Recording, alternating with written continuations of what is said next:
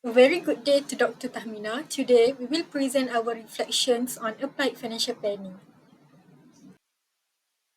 So, here are our team members. I am Nurul Ashura. We have Yap Zipeng and also Nur Jihan. For the first part, I will present about the importance of personal financial planning. So, what is personal financial planning? Personal financial planning is crucial for various reasons as it plays a fundamental role in helping individuals achieve their financial goals and secure their financial well-being. Here, I provide some importance of personal financial planning. Firstly, goal setting and achievement. Financial planning allows individuals to define their short term and also long term financial goals, such as buying a home, saving for education, or planning for retirement. So, it will provide a roadmap to work towards this objective and making them more achievable. Secondly, budgeting and expense management. A financial plan can help individuals create a budget of outlining income, expenses, and also saving goals. This enables better management and ensures that there is enough income allocated for savings and investment. Thirdly is emergency fund and risk management. Financial planning will emphasize the importance of building an emergency fund because we doesn't know when the emergencies event will happen. So this fund will provide a financial safety net for unexpected expenses such as medical emergencies or job loss. So it will help individual to avoid debt during challenging time. Fourthly, asset protection and insurance.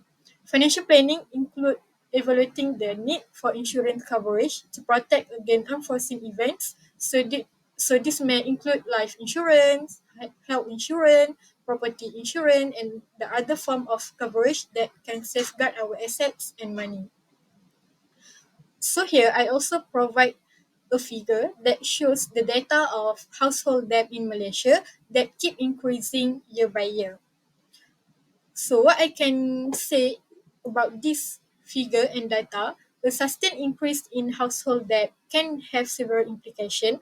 While debt can be a tool for financing major expenses such as homes or education, a continuous rise in household debt may indicate potential challenges because it will make the household relying on borrowing to meet their financial needs, which may lead to concern about over leveraging.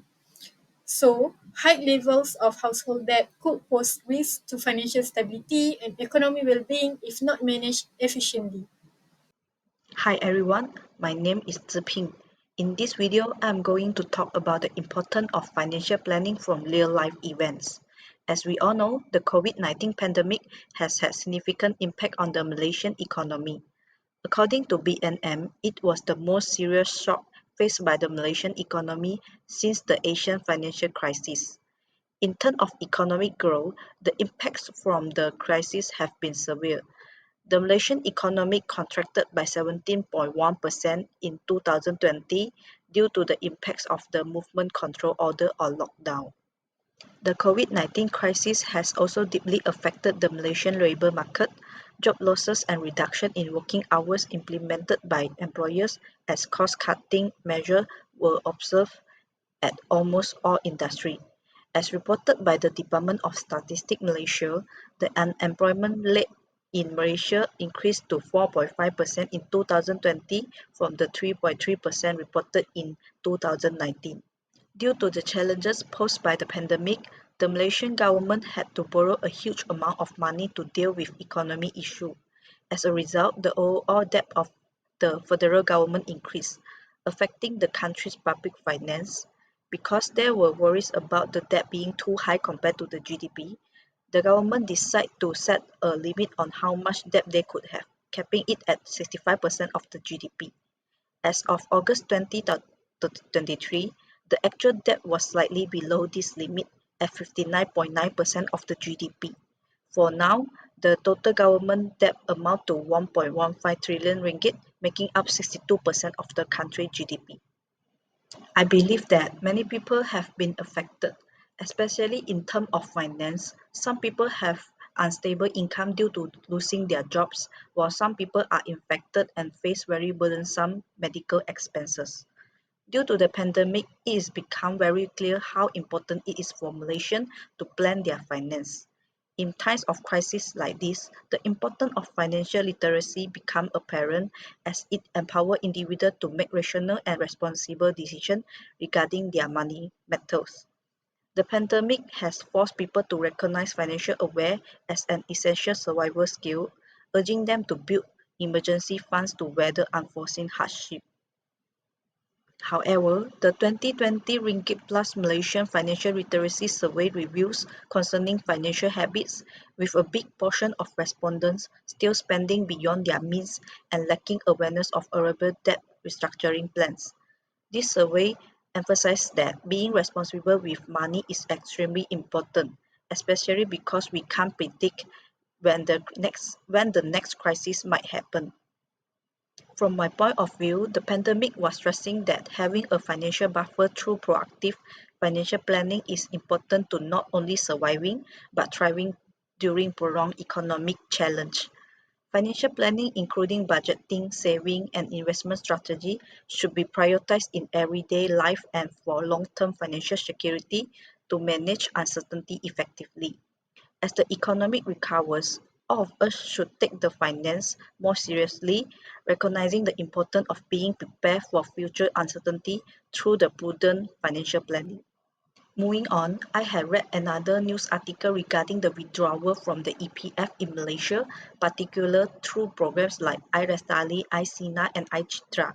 This initiative was introduced during the lockdown to provide financial relief, allowing contributors to access their savings for various purposes.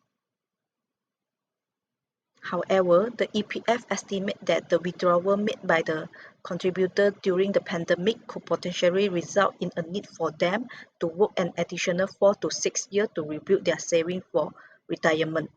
The EPF estimates that contributors should have at least 240,000 ringgit in savings to sustain a monthly expense of 1,000 ringgit for 20 years after retirement. Shockingly, 67% of contributors fall short of this amount, but now the EPF is concerned about the impact of members' future retirement and suggests that any future withdrawal should be carefully considered. In my opinion, this news article has emphasized the importance of long-term financial planning. It becomes important to plan for retirement, taking inflation and future living expenses into consideration in order to prevent circumstances that force people to take early withdrawal from their retirement funds. It also encourages a shift in perspective, urging contributors to perceive EPF saving as a safeguard for their retirement rather than a readily available fund for immediate needs. Alright, that's all from my part. Thank you. Okay, now let's look into the general practice of financial planning in Malaysia. So first, we need to look into the common practice based on the cultural, religious, and economical factors that will influence their long-term financial plannings in terms of saving, investment, and also budgeting. Okay, the first common practice would be education savings. So this is one of the most common long-term goals in Malaysia. So parents will save up a tertiary education fund and put it into savings account for their children 10 to 20 years before their children will enroll into university, or in a lot of cases as soon as their children were born. So this is because they prioritize for their children to have a better access to quality education.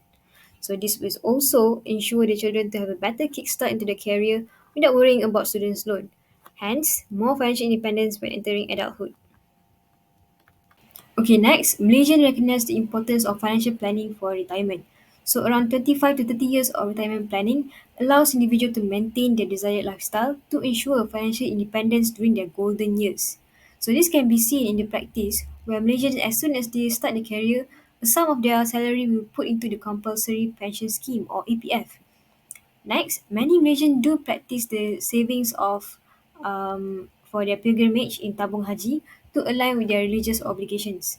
So Tabung Haji provide a structured way up to 10 years for Malaysians to save up to perform Hajj.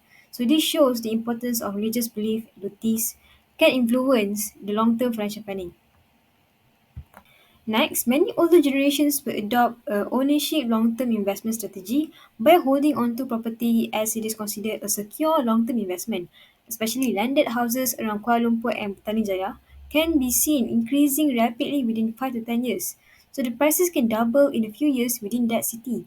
Hence, it is no surprise that Malaysians are inclined towards owning property as an investment, as they are only appreciating in this economy. Moreover, Malaysians also invest in property indirectly through real estate investment trusts. So this trust allows investors to buy shares in a portfolio of income generating real estate assets in companies like Axis and Sunway. Other than that, Malaysians also believe in investing in gold as an ownership investment strategy.